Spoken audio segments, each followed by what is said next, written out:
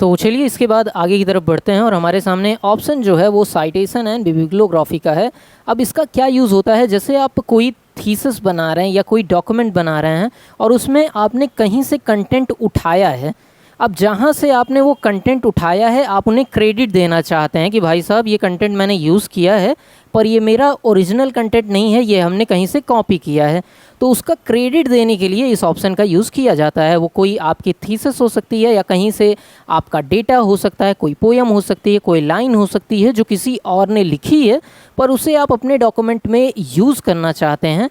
इसके लिए इस ऑप्शन का यूज़ होता है। तो हम चल रहे हैं, एक रैंडम सा डॉक्यूमेंट बना लेते हैं और इसमें नीचे की तरफ हम चाहते हैं क्रेडिट देना। तो यहाँ पे आपका इंसर्शन पॉइंट या माउस का क्लिक रखेंगे और उसके बाद इंसर्ट साइटेशन में आपको चले जाना है और ऐड न्यू सोर्स पे आपको क्लिक कर देना है।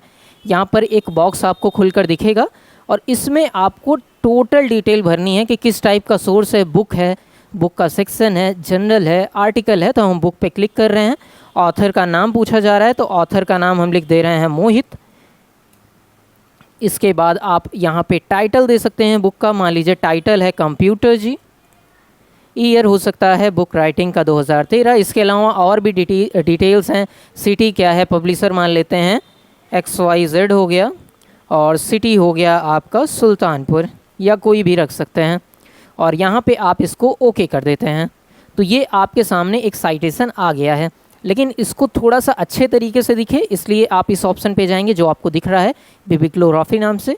अब यहाँ पे क्लिक करना है और जिसमें जो भी डिज़ाइन आपको पसंद आ रही हो उस पर आपको ओके कर देना है। तो देखिए पूरी फुल फ्लेज डिटेल आपके सामने आ गई है।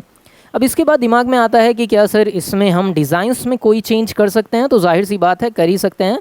तो यहाँ पे आपको क्लिक करना है, आपको यहाँ पे स्टाइल में जाना है और यहाँ पे आप अलग अलग तरीके की स्टाइल्स यहाँ पर सेलेक्ट कर सकते हैं बिना किसी दिक्कत के। उसके बाद बात आती है कि सर एक बार हमने कोई चीज़ ऐड कर दी, कोई साइटेशन या कोई डिटेल ऐड कर दी, अब उसको चेंज किस तरीके से करते हैं, ये सबसे बड़ी प्रॉब्लम होती है। तो यहाँ पे देखिए आपको ऑप्शन इसके लिए मिल जाता है मैनेज सोर्स करने का, कि जो आपने सोर्स दिया है उसको मैनेज करना चाहें तो यहाँ से कर सकते हैं। अब आप जिस चीज़ को यहाँ से हटाना चाहते हैं उसको हटा सकते हैं, लाना चाहते हैं ला सकते हैं, या एडिट करना चाहते हैं तो एडिट का भी ऑप्शन है। अब मैं यहाँ पर जा रहा हूँ, ऑथर का नाम कुछ और रखने मैं रख रहा हूँ। अच्छा ये तो पहले का कोई डिटेल है, ये डिटेल हमने मोहित वाली अभी ऐड की थी, उसको एडिट करते हैं और इसमें ऑथर का नाम हम रख देते हैं विकास और इसको ओके करते हैं। फिर इस चीज़ को यस करते हैं और इसको क्लोज़ कर देते हैं। अब यहाँ पे क्या विकास हुआ है? नहीं हुआ है। अब यहाँ पे जाके आपको स्टाइल चेंज करनी है और देखिए यहाँ पे विकास अपने आप हो गया। ध्यान दीजिएगा, जब तक आप स्टाइल नहीं चेंज करते हैं ये जो चेंज है वो इफ़ेक्ट में नहीं आएगा, वो आपकी अपनी स्क्रीन पे दिखेगा नहीं। तो एक छोटा सा ऑप्शन था जो काफ़ी ज़्यादा यूज़फुल है किसी को क्रेडिट देने के लिए। इससे एक फ़ायदा और होता है, बहुत सारे लोग सोचते हैं कि हम कंटेंट उठा ले रहे हैं तो क्रेडिट क्यों दें।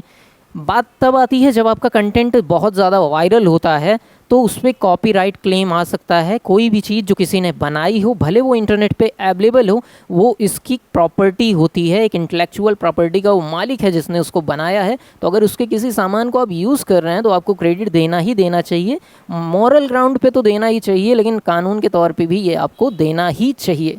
बाकी कोई डाउट हो तो कमेंट में पूछ सकते हैं। मिलते हैं अगले टॉपिक के साथ, तब तक के लिए नमस्कार, जय हिंद।